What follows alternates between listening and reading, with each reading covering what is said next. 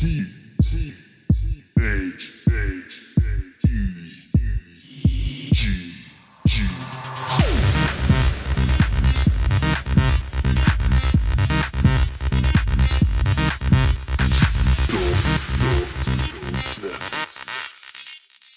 hello there my game people, this is your uber fabulous host v19, and as you can see, I'm back in Brutal Doom version 19. And in part 31, I'm gonna talk about the death threats of Brianna Wu, the maker of Revolution 60.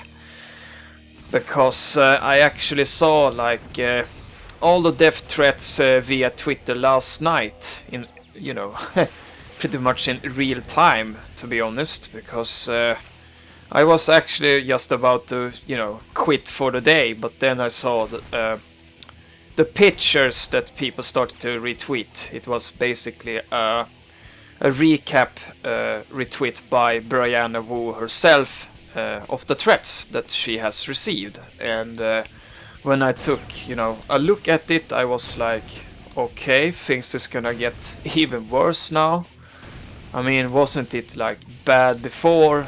But nope, now it, you know, it's an all-time low now.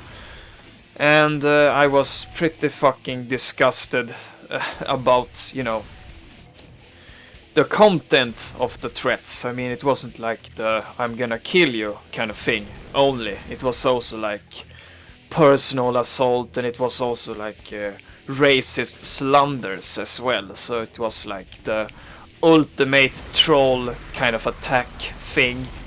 And there was also the part with I think it was like 8chan people doing some kind of spam with some goddamn picture over and over again. I think she's Brianna mentioned like she'd been spammed like 60-80 times with the same picture over and over again, and it was also a very disturbing and disgusting picture. And this whole thing ended with Brianna and her husband having to leave their home in real life. So it was like kind of like not a rerun, but it was pretty much the same kind of thing that happened to Anita Sarkisian. I can never pronounce her last name right, sorry. So it was the same thing over again. And I just thought for myself like, okay, so this is gonna be some kind of new, I don't know, trend whatsoever when it comes to trolling people. I don't know, because this is, I think this is the second person that's a video game developer, especially a female developer, because I can't honestly mention one like guy, I mean male developer that has to like leave his home, you know, because of death threats. At least not at this time, but I mean, it's like, is it like a month ago since Anita had to leave her home? So here we go again.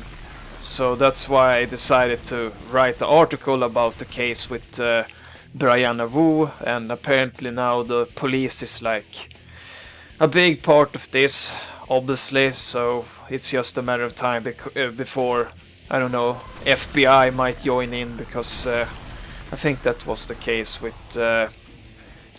Sarkisian as well, I think, or it was Zoe Quinn. I'm not 100% sure, but I know that FBI was part of either one of them.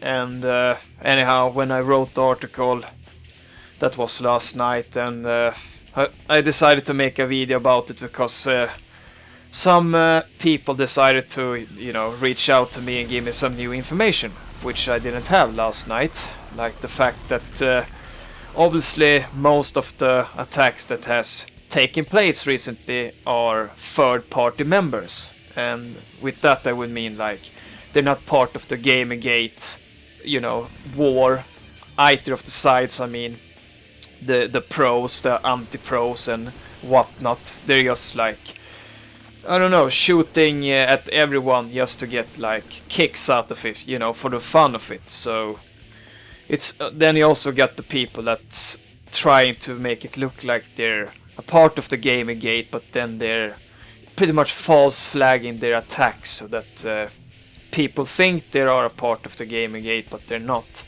I mean, it's so fucking confusing if you're not like, you know, a part of this. I mean, I can just imagine how hard it would be for someone that hasn't heard or seen or read that much about, you know, the Gamergate war, or whatever I should call it. I mean, it's way deeper than people think.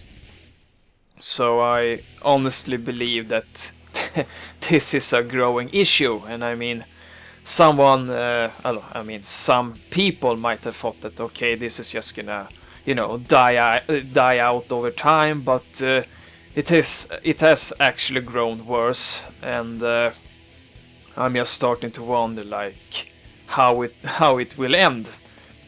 I mean, someone, I don't know, it was some random person on Twitter or whatever it was, I can't remember, but he said like, oh, it's just, you know, empty threats, whatnot. But I mean, you have to take every threat seriously. I mean, it's your own life. I mean, it's the most valuable thing, most likely for most people at least. So I mean, you can't like be not serious about it, because if it's a real, you know, crazy bastard or whatnot, that person might actually end up killing you in real life. And trust me on this, I have known and met some pretty crazy fucking people in my days, and if I ever received anything like that, I would probably get the firearm in real, and I would probably, you know, make sure that my ass is safe and sound, so to speak, because I mean, I think Brianna Wu lives in America, and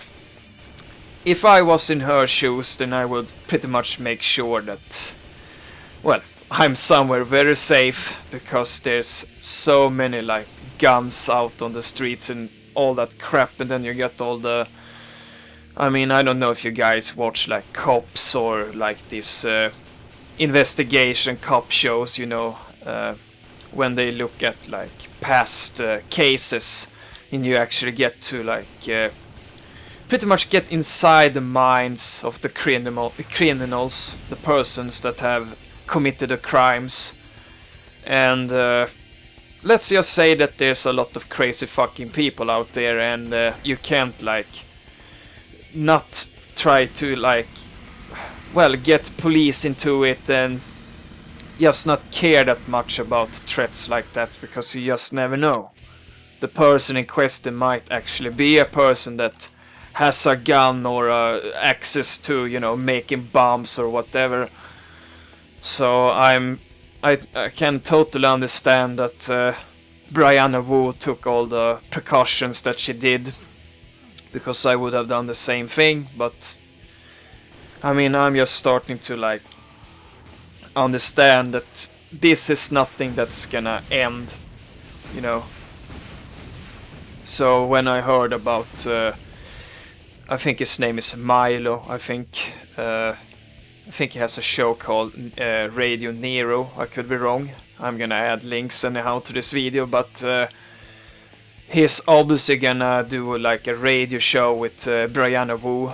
I think that's today actually. I don't know if they already aired the show, but basically the whole idea behind the radio show would be that people can mail questions about, you know, the death threats and the whole thing with Revolution 60.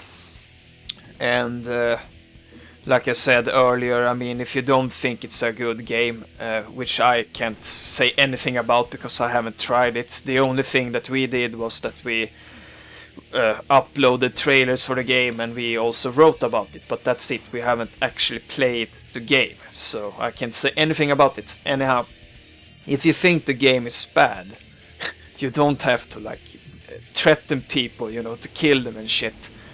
That's like non-called for.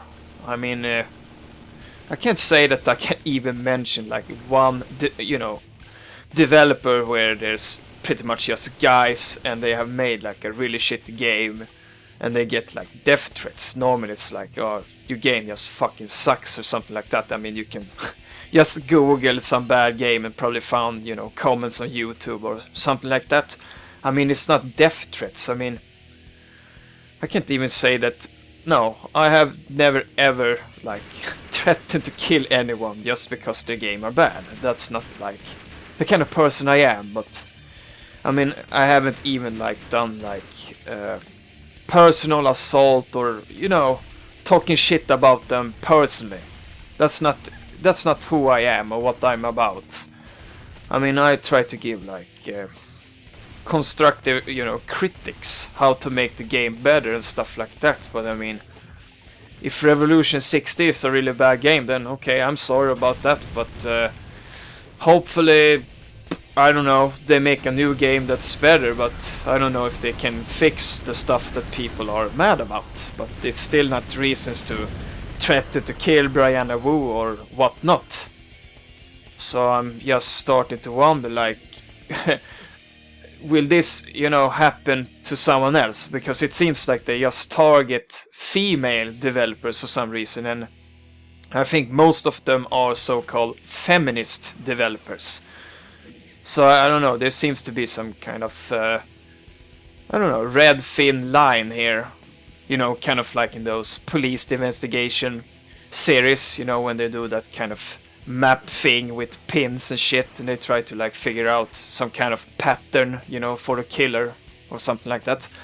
And that seems to be the pattern in this. You know, the female developers, they are feminist, and obviously, you know, these people, or what the hell I should call them, haters, trolls, whatnot, target them and just try to make their lives as bad as possible and make it hard for them.